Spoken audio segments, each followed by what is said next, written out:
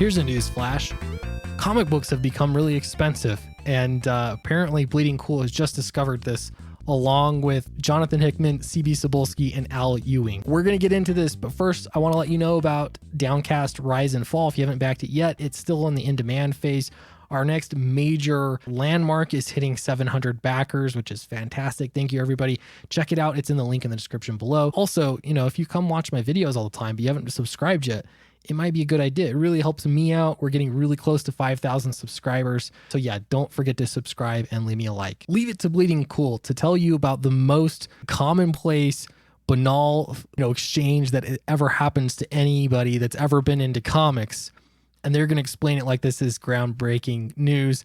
They're mentioning one of the panels from C2E2 where Jonathan Hickman was waxing nostalgic over the price of comics when he used to buy them from 7-Eleven for like 30 something cents a piece. Now I'm going to bet that you've had this exact same conversation recently, probably several times with several different people. If you've read comics for any amount of time, the pace at which comics are rising in price is staggering, and it can be really discouraging. It can be especially discouraging to potential new readers that might be getting into comics, but it's just such a tough sell to get into the hobby when it costs upwards of $6 for a single issue of, in this case, X-Men, which is written by Jonathan Hickman. I know in this article they're trying to make Jonathan Hickman sound like he was really tone deaf when it came to the price of comics because they used to be so inexpensive.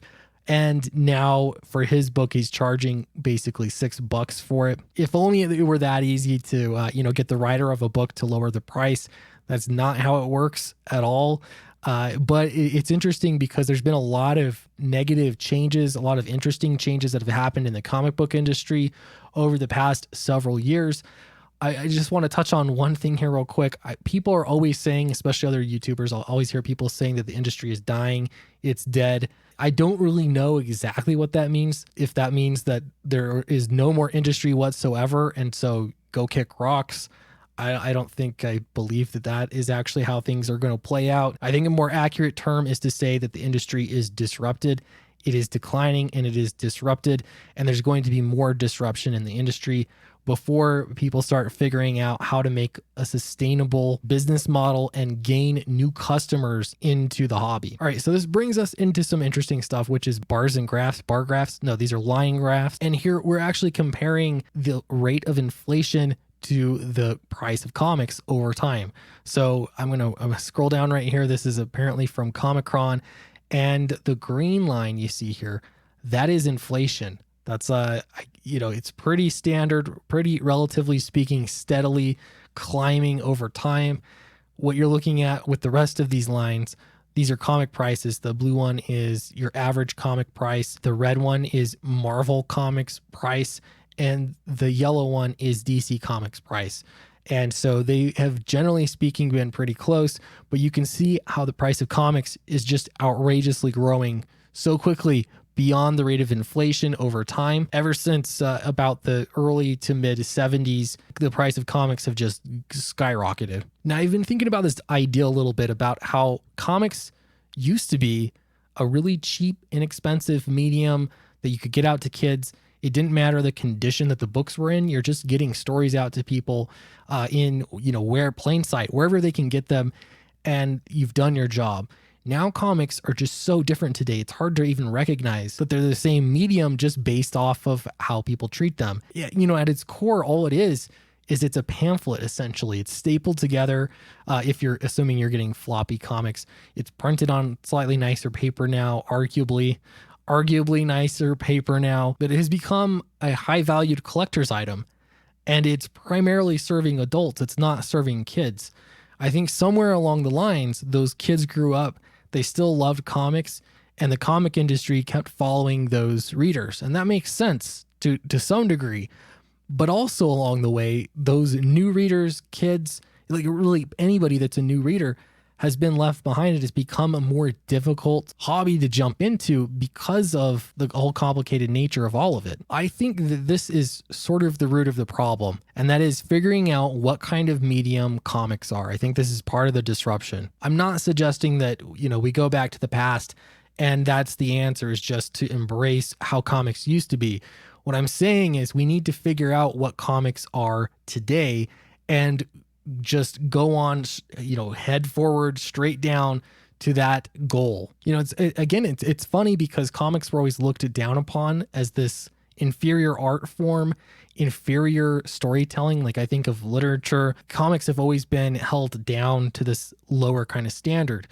But now when I sit back and think about it, it's almost like comics have become something else. It's almost become a delicacy of entertainment because so few people, relatively speaking, actually read comic books or collect comic books. And most people that do are ending up spending an awful lot of money on them. And when I look at my son, he actually enjoys reading, but the kind of stuff that he enjoys reading, it's not really traditional comic books. He's actually reading comics like Captain Underpants and Dogman.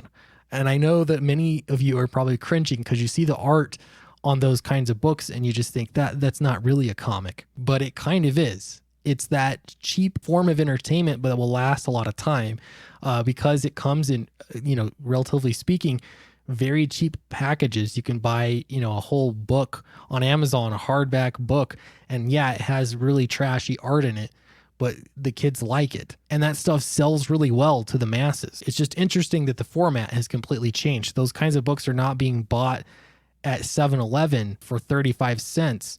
They're being bought online. They're being bought on Amazon primarily for a page count. It's actually probably similar, and parents are more willing for some reason to spend money on that as opposed to comic book. Like, they understand it because it's in a book format. So it kind of reminds me of back when I was in junior high school. Being a skater was the cool thing because you were an outsider. It was something you'd get in trouble by the police for. It was just so edgy and cool. But now there's so many skate parks everywhere. Basically society has catered to skateboarders so that they have places to go that are more interesting than, I guess, the streets or wherever they, don't want skateboarders to go. Funny thing is, though, a lot of these skate parks ban kids on scooters from going there. And so now kids on scooters, believe it or not, have become sort of the weird outcast when it comes to two-wheeled devices. Now, I'm not saying the place that we find comics today is a bad thing. I'm not saying it's bad that comics have become sort of this caviar of entertainment. I like it. I mean, there's so much effort and put into really good comics. When you get good comics, and there's enough good comics out there, it doesn't mean you're buying stuff off the stands, but you can find good comics. Even if they were written and drawn years and years ago, they're still available. They're very easily available today. So no wonder why, all these new books are having such a hard time finding an audience and making, fans impressed and interested in reading. The strange thing, though, is when I look at the price of comics and how it has risen so high over the price of inflation, it's actually more similar to the price of college tuition versus inflation than it is a form of entertainment. If I think of most any product that has a price point that is rising that steep, it has more to do with necessities and not with luxury items. We're talking about housing, that the cost of housing has gone up like that. But why have comic books gone up? And I think it's just because there's so few people reading comics, and those few people reading comics are for some reason willing to pay more than maybe other forms of entertainment. Now, I'm not going to pretend that I have any answers here as usual. That's pretty normal around here. But I do want to know what you think about all of this. Is there a problem with what comics are intended to be? Should the goal not be cheap, disposable entertainment? How would you change that and make people see more value? Honestly, the way that I look at it, it makes more sense just to have more pages and have books come out not as frequently. I think the whole serialized format, monthly comics that are coming out every single month, frankly, it just doesn't make a lot of sense to me. I think people, the way that they digest entertainment has changed, but I'm also not saying that the graphic novels are necessarily the right route to go, obviously, based on sales, but maybe there has to be a change here somewhere. Maybe you've got all the answers, though. Let me know in the comments below. Don't forget to like and subscribe. And if you haven't backed Downcast Rise and Fall, this is Downcast 2. Check it out right now. It's in the description below, and you can get volume 1 and volume 2 together, so you're not missing out. You get the complete story. You can also get the digital version if you're one of those, especially international backers that wants to back it, but you don't want to pay those shipping fees. So thanks very much, and I will see you next time.